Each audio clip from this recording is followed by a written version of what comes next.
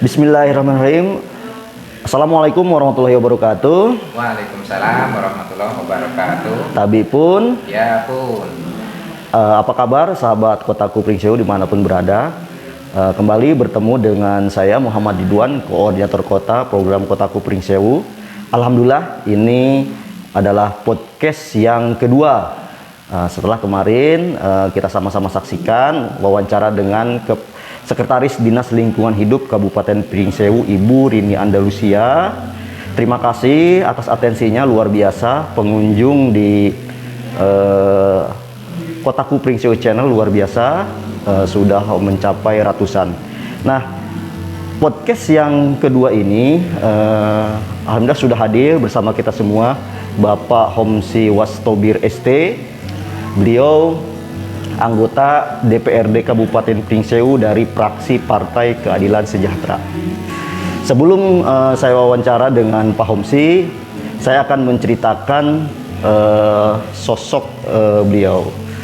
Pak Homsi Wastobir ini sebelum menjadi anggota DPRD Kabupaten Pring Sewu hampir 3 tahun ini menjadi anggota LKM atau Lembaga Keswadaan Masyarakat Kelurahan Pring Sewu Barat. Nah, di tahun 2019 beliau terpilih menjadi anggota DPRD dari Dapil Kecamatan Pring Sewu dari Partai Keadilan Sejahtera. Tentu ini menggembirakan kami semua bahwa ada kader program Kotaku yang menjadi anggota dewan. Nah, pertanyaannya kemudian, apa kiprah beliau setelah menjadi anggota DPRD? Walaupun untuk kegiatan Kotaku tetap beliau selalu menghadiri. Pak Homsi, apa kabar? Alhamdulillah, Pak sehat. Ya, alhamdulillah, mudah-mudahan selalu sehat. Baik, Pak Homsi, boleh diceritakan sedikit kiprah awal Bapak sebelum menjadi anggota DPRD Pring Sewu? Ya. Terima kasih sahabat Kotaku semua. Saya Homsi Wastobir. Ini saya berada di gedung TPS 3R di Jalan Rencana yang sudah jadi pembina TPS 3R ini. Saya sampaikan pengalaman saya sebelum menjadi anggota DPRD.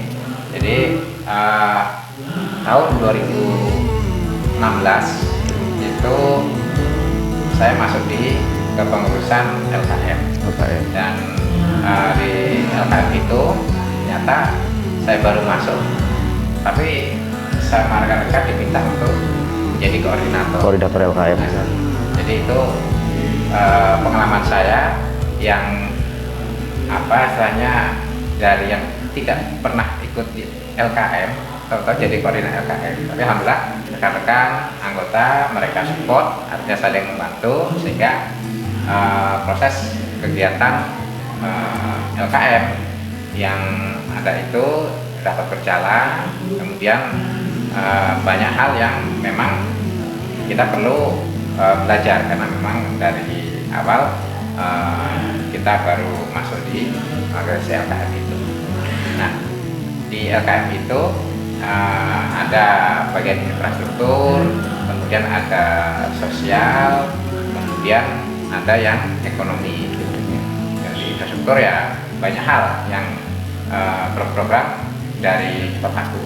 Memang waktu itu sebelum ada istilah Kotaku itu ada PNPM Mandiri Perkotaan. PNPM Mandiri Perkotaan yang dulu itu hanya fokus pada masalah kemiskinan. Kemudian dirubahlah itu menjadi program Kotaku yang ini mencakup ya, bukan hanya kemiskinan, bukan hanya sosial, tapi ekonomi dan infrastruktur.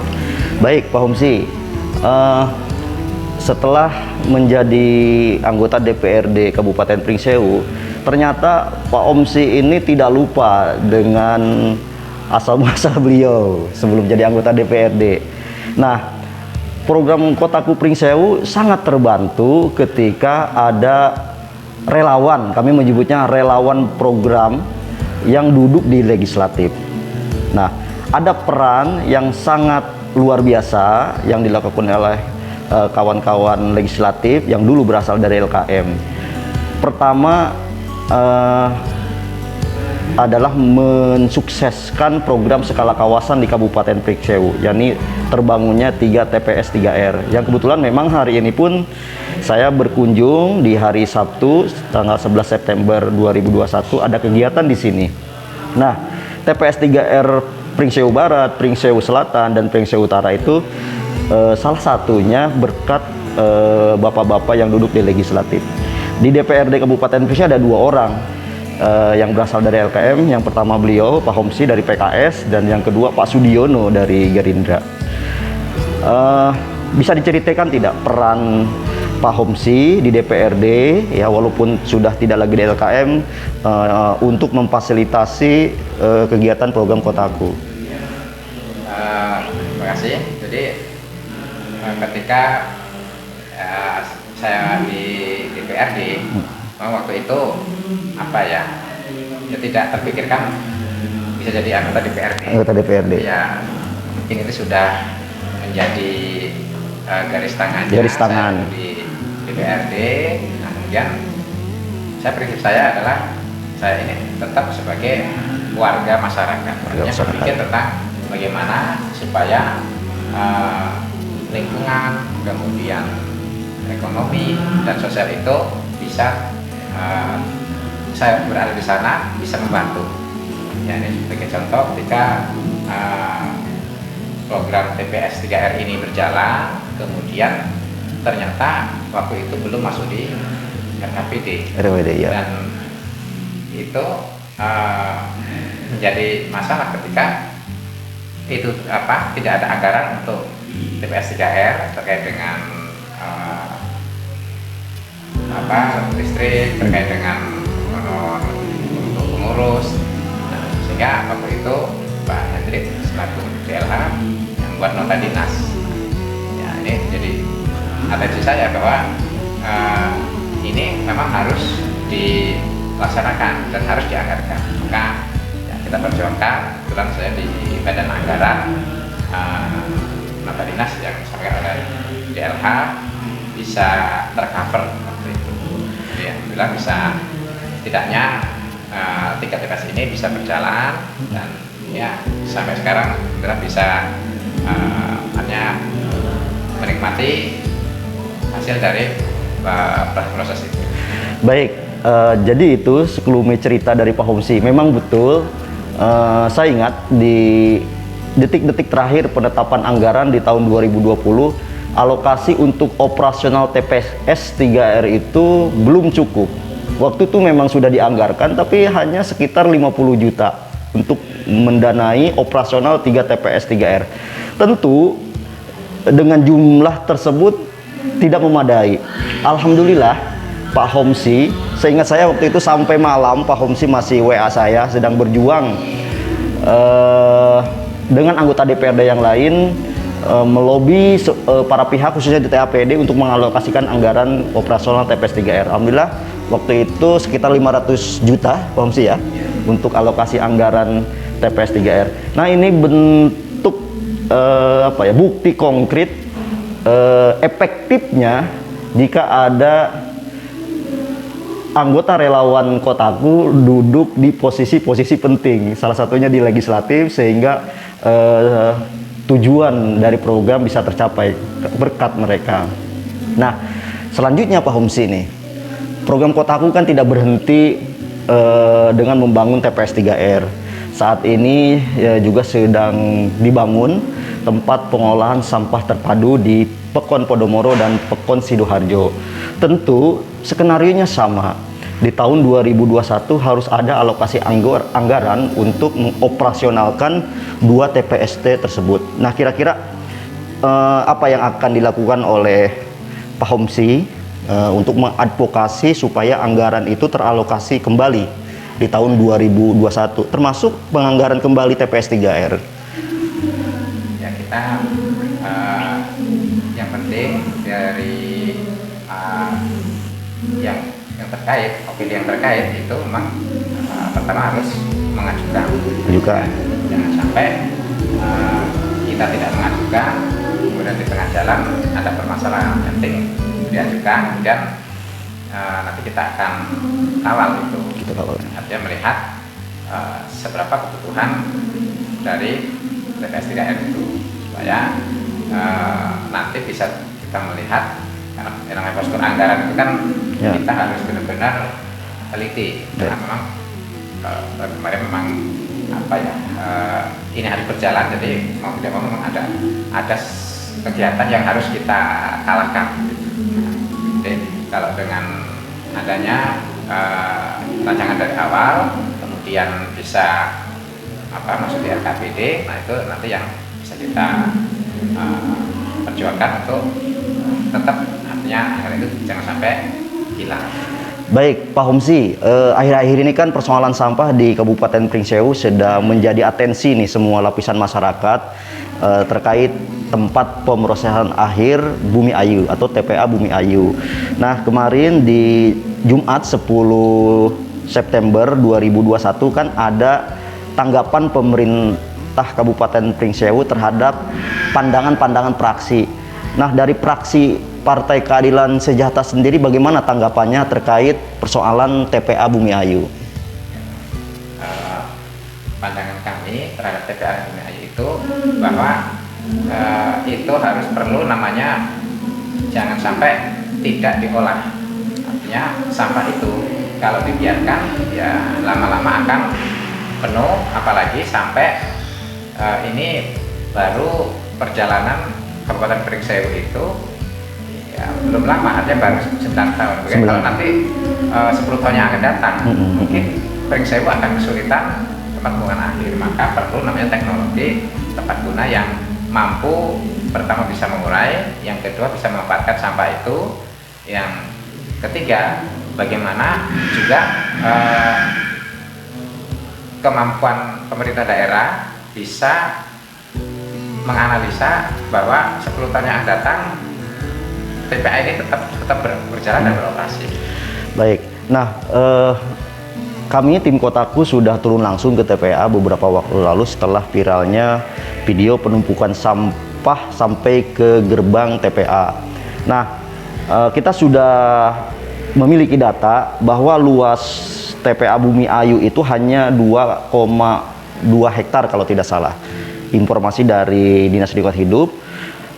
Nah, kalau kita melihat dengan areal yang ada dan tumpukan sampah existing atau sampah yang sekarang sudah over kapasitas itu, apakah perlu ada penambahan lahan atau seperti apa? Jadi kalau revitalisasi kan mengoptimalkan yang sudah ada. Tapi kalau melihat keadaan lahan di TPA Bumi Ayu kayaknya sangat tidak ideal hanya dengan luas 2 hektar itu. Ya, memang kalau kita melihat sebelumnya akan datang itu perlu penambahan lokasi TPA, dan penambahan itu pun tidak hanya di spot di Pringsewu saja, di daerah lain yang memungkinkan. Daerah itu yang terpenting adalah tidak dekat dengan kemungkinan penduduk, yang kedua bisa mengatasi dampak dari sampah itu, mungkin airnya jangan sampai jatuh ke area pertanian. Jadi memang juga mendorong supaya ada penambahan lokasi tempat pembuangan air tambang. Baik, tentu membangun TPA belajar dari kota kabupaten lain ini biayanya tidak sedikit, biayanya lumayan luar biasa.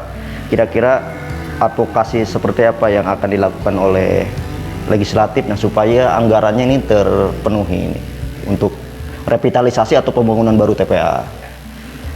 Ya, memang kalau untuk TPA kalau untuk saat ini yang terpenting adalah revitalisasi, yaitu dengan bagaimana pengolahan sampah di sana itu jangan hanya buang kemudian ditimbun, karena itu sama saja menumpuk masalah untuk generasi yang akan datang.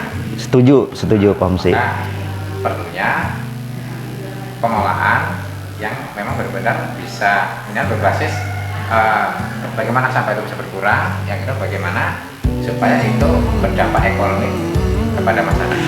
Yang penting. Nah, sumber atau jenis sampah di TPA Bumahayu, hasil pengamatan Kaping itu 80% adalah sampah anorganik, sampah plastik. Sayang sekali itu tidak diolah, padahal kalau di TPS 3R kan kita tahu semua sampah-sampah seperti itu dimanfaatkan dan bernilai ekonomis. Nah, apakah juga nanti di TPA perlu dibangun semacam fasilitas seperti di TPST atau TPS 3R? Menurut saya memang itu sangat perlu karena satu sisi bahwa tidak bisa artinya TPS 3R itu mampu menangkap semua sampah yang ada. Pasti mau tidak mau kan karena ini keterbatasan kapasitas akan dibangun ke TPA. Nah, perlunya juga itu ada semacam ya TPS 3R itu ada orang-orang yang di dalamnya itu mampu mereka ya dengan bekerja secara keras bagaimana supaya mereka mampu mengolah lagi sampah-sampah yang di sana. Baik. Nah, sekarang kita membahas tentang politik anggaran. Kalau kita amati ya sampai saat ini tidak hanya di Pringsewu, persoalan sampah itu sepertinya tidak seksi bagi eksekutif, tidak seksi bagi legislatif, dan tidak seksi bagi politisi gitu. Padahal sampah ini atau pelayanan sampah ini adalah hak atau pelayanan yang harus didapat oleh rakyat berdasarkan undang-undang. Nah, ke depan apa yang akan dilakukan oleh fraksi PKS supaya persoalan sampah ini menjadi mainstream pembangunan di Kabupaten Pringsewu? Apakah dengan ada penambahan alokasi dana untuk dinas terkait atau seperti apa? Ya, prinsipnya memang kadang ketika kita mengambil satu sisi, kan bagaimana cara pandang orang ketika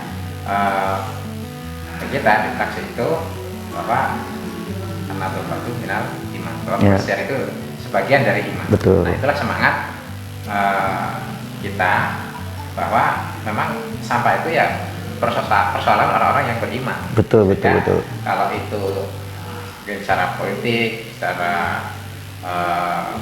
umum bahwa itu tidak seksi, ya karena cara pandangnya adalah cara pandang ketidakmampuan memahami awal dari kita pola berpikir kita. Kalau kita berpikir bahwa kebersihan itu adalah bagian dari iman, maka cara pandang kita adalah bagaimana caranya supaya lingkungan, wilayah itu bisa menjadi bersih. Ya, baik. Nah, Pak Homsi ini kan pembina, selain anggota DPRD, Pak Homsi ini selain menjadi anggota DPRD Pringsewu, sebagai pembina TPS 3R di Jamas Cicancanan, Kelurahan Pringsewu Barat. Apa sih yang mendorong Pak Homsi mau jadi pembina TPS 3R? Iya. Jadi yang pertama di awal 2017 ya, ketika disuruh bentuk bank sampah oleh Lingkungan Hidup, itu memang awalnya saya tidak, ya pokoknya karena berpikirnya masalah sampah, malas lah. Gitu. Waktu itu juga belum merasa apa ya, peduli gitu ya. Jadi saya ingat 2017 bulan Mei ya, itu diminta untuk buat bank sampah kan tiga kelurahan ya, Barat. Ya. Ya saya juga agak ya sampai 1 bulan itu belum ke ini pikiran. Ya. Jadi tapi setelah itu saya searching kaitan dengan sampah, kemudian ya itu tadi artinya ternyata kalau sampah ini tidak kita olah berarti akan jadi masalah kita nanti di tuanya. Itulah yang mendorong saya menjadi semangat. Setelah itu saya mengumpulkan teman-teman, ya itu pun mereka bingung, loh kok sampah sih? Jadi benar-benar apa ya, ketika memang tidak memahami sesuatu itu memang ya nggak ada semangat untuk ini. Ketika saya sudah bentuk, dulu ada 20 orang. 20 orang. Saya ya sampaikan bahwa kita akan membuat bank sampah, proses kerjanya ya standar lah itu. Saya lihat di YouTube. Gitu. Ini seperti ini kerjanya. Cuma 1 bulan itu pun dari Mei ke Juni pun masih bingung. Masih bingung ya, caranya gimana gitu ya? modalnya, terus gimana nanti pengumpulannya dan sebagainya. Nah, satu hal yang menjadi pembeda di TPS 3R Pringsewu Barat itu adalah pengelolanya, atau dulu bank sampah ya, belum jadi TPS 3R. Bagaimana mencari orang-orang yang memang tepat sehingga bank sampah atau TPS 3R sekarang ini bisa berjalan dengan baik gitu. Ya, itu jadi tadi kan yang cerita itu dari 20 orang itu, kemudian 1 bulan ya sudah merokok tinggal 15 orang. 15 orang. Jadi, ada seleksi alam ya. saya sampaikan bahwa kita awal Juli harus berjalan. Caranya bagaimana? Pokoknya prinsipnya kita ngambil sampah, kemudian kita kumpulkan, kita pilih. Setelah itu ya sementara itu aja dulu selama 1 bulan. Sampai kita belajar. Ya. Akhir Juni kita berjalan, setelah 1 minggu baru ketemu polanya ya. Gini sampai 1 bulan alhamdulillah bisa, artinya teman-teman juga langsung respect, ketika memahami pentingnya sampah ini rupanya bisa berkah, bisa minimal mendapatkan ada untuk inilah penghasilan sedikit dari proses pengolahan sampah itu. Nah, menarik sekali kawan-kawan, proses pembentukan bank sampah sampai operasional, dan saya sendiri saksi sejarahnya waktu itu dan hadir di saat pembentukan bank sampah di 3 kelurahan. Dan memang yang eksis ini adalah bank sampah di Jamasi Cancanan dari Kelurahan Pringsewu Barat. Nah, Pak Homsi, bisa tidak di-sharingkan ke generasi muda kiat-kiat supaya bisa sesukses Pak Homsi ini sampai sekarang menjadi anggota legislatif, menjadi anggota DPRD Kabupaten Pringsewu, yang awalnya beliau ini seorang guru di SMK KJ Golib. Saya tadi mendengar paparan 16 tahun beliau berkiprah sebagai pendidik. Sambil berjalan beliau juga membina bank sampah dan juga kegiatan-kegiatan lainnya seperti kegiatan dakwah. Juga beliau aktif di olahraga sebagai ketua judo ya, ketua judo Kabupaten Pringsewu. Nah, dengan banyaknya aktivitas yang beliau lakoni ini, kiat-kiatnya seperti apa sih bahwa generasi muda itu bisa menjadi motor penggerak, menjadi agent of change? Nah, beliau ini luar biasa nih, mewarnai sekali di Kabupaten Pringsewu. Mohon pencerahannya dari Pak Homsi. Jadi yang pertama ini untuk generasi muda, bahwa kita janganlah terlena dengan aktivitas-aktivitas yang sifatnya hanya membuang waktu. Jadi kadang kita dengan waktu yang begitu banyak, kalau kita tidak memanfaatkan waktu itu, kita akan ya nanti tidak menjadi apa-apa. Maka pertama, berikan kita space waktu, bahwa kita ingin berkontribusi kepada masyarakat. Bagaimana cara berkontribusi? Ya bagaimana kita belajar bagaimana supaya masyarakat itu bisa memahami kita, bisa percaya kita. Ya, ini belajar dari 2007 sampai sekarang itu jadi ketua majelis taklim. Ketua majelis taklim di Kelurahan Pringsewu Barat. Luar biasa. Jadi dari 2007 sekarang sudah menjadi 3 kelompok. 3 kelompok majelis taklim. Nah, itu. Kemudian yang berikutnya adalah bagaimana kita terus belajar. Ya. Namanya belajar itu bukan hanya melihat buku, tapi belajar dari pengalaman. Ya. Silaturahmi sama orang tua, kemudian bagaimana kita mengambil ilmu-ilmunya itu, kemudian kita terapkan dalam kehidupan kita, supaya benar-benar kita itu memiliki ya nilai ya di lingkungan. Ya. Itu. Baik, terima kasih atas pencerahannya. Jadi betul, para generasi muda itu harus mau beraktivitas di lingkungannya masing-masing, tanpa jangan dulu memandang apa yang akan kita dapat. Sangat menginspirasi sekali. Mudah-mudahan generasi muda Kabupaten Pringsewu bisa mencontoh apa yang sudah diraih oleh Pak Homsi saat ini. Mudah-mudahan kedepannya Pak Homsi semakin sukses, terus mengawal program Kotaku, Insya Allah. ya, memperjuangkan apa yang menjadi tujuan program Kotaku melalui legislatif Kabupaten Pringsewu. Mungkin untuk podcast yang kedua ini cukup sampai di sini. Terima kasih, sampai berjumpa di podcast berikutnya. Wabillahi taufiq wa hidayah. Wassalamualaikum warahmatullahi wabarakatuh. Waalaikumsalam warahmatullahi wabarakatuh.